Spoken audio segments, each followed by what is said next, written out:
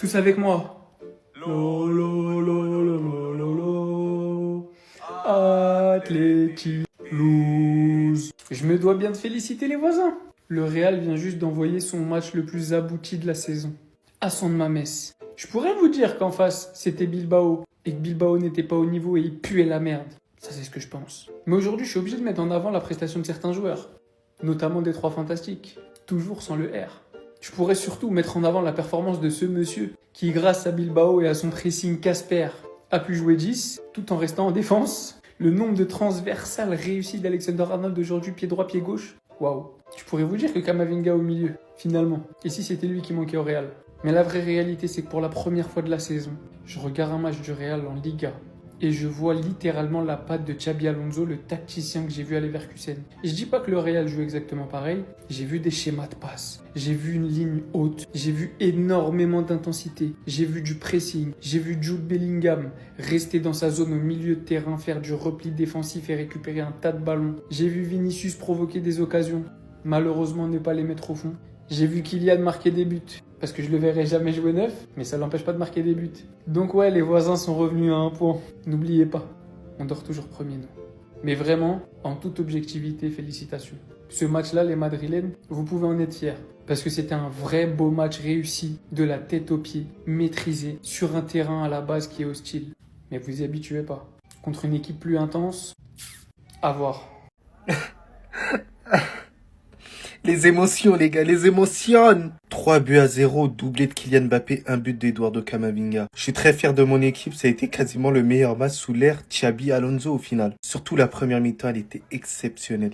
Mais les gars, avant, n'hésitez pas à vous abonner sur la chaîne YTB. C'est la plateforme en rouge, le débrief sort dans quelques minutes du match du Real Madrid face à l'Athletic Bilbao. Je pourrais parler de tous les joueurs. Là, c'est vrai que je suis un peu restreint ici sur TikTok. Donc c'est Abdé, ça va toi. Mais bref les gars, on a vu l'attitude qui a complètement changé. Kylian Mbappé qui a été le premier défenseur du Real Madrid. En tant qu'avancante, c'est très important. C'est pas seulement bon de marquer des buts. Vinicius, il doit travailler sa finition. Mais pour moi, il a réalisé un bon match. Valverde aussi avec beaucoup plus d'envie. On voit que lorsqu'il est excentré, c'est plus intéressant. Au milieu de terrain, c'était très bon. Tous les milieux de terrain ont été exceptionnels. Camavinga, incroyable, récompensé d'un but. J'espère qu'il a rien, j'espère qu'il n'est pas blessé. Et surtout, derrière, je suis super content parce qu'on n'encaisse aucun but. Bon match de Trent Alexander-Arnold. On espère qu'il n'est pas blessé. Carreras qui a été splendide par ses remontées de balles. En défense centrale, Rudiger qui ramène beaucoup plus d'agressivité dans cette défense centrale, beaucoup plus de caractère. Militao comme d'hab, impérial. Ça m'impressionne qu'il revienne à ce niveau-là. Et surtout,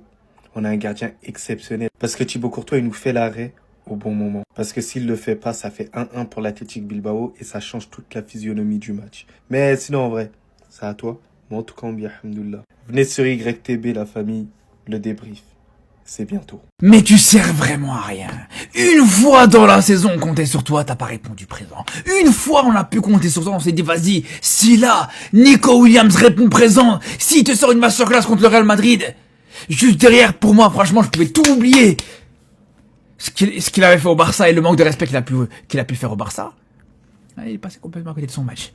Et j'ai même envie de vous dire, les gars, franchement, aujourd'hui, quand on voit le match de Nico Williams, et quand on voit le match de Bilbao, aujourd'hui, Nico, tu peux t'en prendre qu'à toi-même. Tu vois comment t'es en train de gâcher ta carrière. Parce que, au final, même si Nico Williams n'a pas fait un grand match, c'est clairement le moins pire du côté de Bilbao. C'est pas le joueur qui a été le plus mauvais dans cette équipe, clairement. Mais il est vraiment entouré de peintres autour de lui, les frères. Il est vraiment entouré de joueurs dégueulasses autour de lui. C'est une catastrophe. À la limite, offensivement, il y a un Berenguer qui peut faire des belles choses, etc. Mais sa défense, elle est exécrable. Exécrable. Et c'est là où vraiment, encore une fois, comme on dit, il a gâché sa carrière. Il a littéralement, ouais, je veux rester à Bilbao jouer avec mon frère. Ton frère, il est blessé de toute façon toute la saison. Ton frère, on l'a même pas vu, quasiment sur toute la saison, on l'a pas vu. On l'a pas vu jouer. Voilà, les gars. Voilà. Tu t'es complètement trompé dans ton choix de carrière. C'est aussi simple que ça.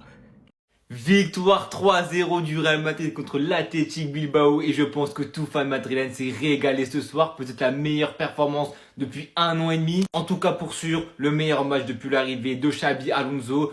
En preuve, ce deuxième but du Real Madrid, conclu par Camavinga, une tête, mais si vous revoyez l'action, de toute façon tout le monde l'a vu sur le direct, un jeu combiné à 2, à 3, des redoublements de passes, de la présence offensive, des déplacements, de la qualité technique, de la sûreté, avec un train qu'au début de l'action fait un gros travail au niveau de sa passe, ça remonte le terrain, une deux touches de balle, et à la finition, c'est Kylian de la tête qui décale à Camavinga, mais même le centre au début, c'est encore une fois Trent qui a été très fort. Évidemment, j'ai fait une vidéo sur lui car il a été franchement fantastique, formidable, malheureusement sorti sur blessure, petite douleur à la cheville, ça a un peu tourné, on espère que c'est pas trop grave parce que je le dis depuis longtemps, depuis Elche, il est de retour en forme et il fait du bien fou à cette équipe du Real Madrid, avec des bases, avec des fondamentaux, des joueurs qui, on a l'impression, pas se sont métamorphosés mais savent quoi faire. On repart sur un schéma comme en Coupe du Monde des clubs, avec de la connexion au milieu de terrain, Tchouaméni, Camavinga, la complémentarité, ça a très bien marché, c'est Güler qui en pâtit malheureusement, mais si ça marche aussi bien, il faut continuer cette lancée là et je pense que contre le Celta en Liga ce week-end, j'espère qu'on reverra le même 11, alors on espère qu'il n'y aura pas trop de blessures, parce que malheureusement Trent et Kama, peut-être les deux des trois meilleurs joueurs du match, se sont blessés. Pareil pour Camavinga, ça a été fauché derrière lui